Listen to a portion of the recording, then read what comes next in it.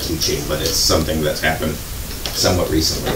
But people have acquired this idea that if you align your feet in a parallel line to the path of flight, that's going to make you hit it straight in that direction, right?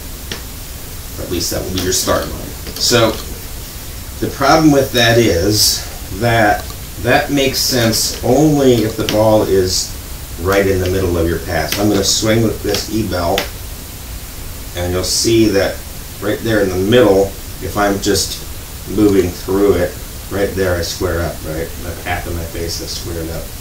But when you hit a driver, you're actually now moving up to your front foot, and now you're there. And it probably, I'm not sure, I think you could probably see from this view, but now my aim line, if you look at that rope, is the aim line. So at there, I'm square actually. When I get to the driver position, I'm actually starting to go a little bit left. So you need to actually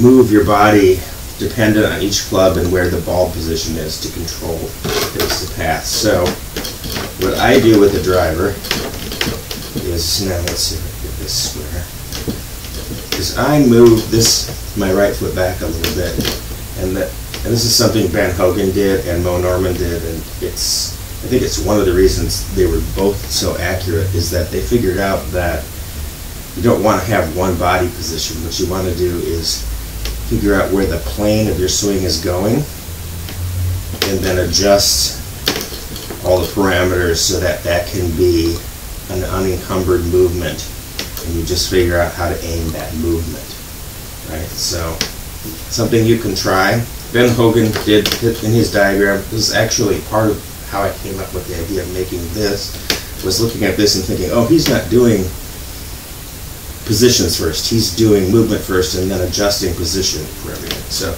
his diagram, with the driver, his foot's back, and then as the clubs get shorter and shorter, he moves his back foot diagonally. This one stays exactly where it is. And so what that does is, as your center moves this way, the center of your swing moves, right? So when now the center of the swing is now back here, then he knows that he has to change this angle a little bit. So go out and try that when you're hitting and see if that isn't possibly more comfortable for you, especially when you get to a driver. It's part of the reason why people will hit a relatively short iron straight and then slice their driver, and it's because they're not making an adjustment of the face and path when they get to the driver. It's just they're following a standard setup. They really need to set up differently for every club.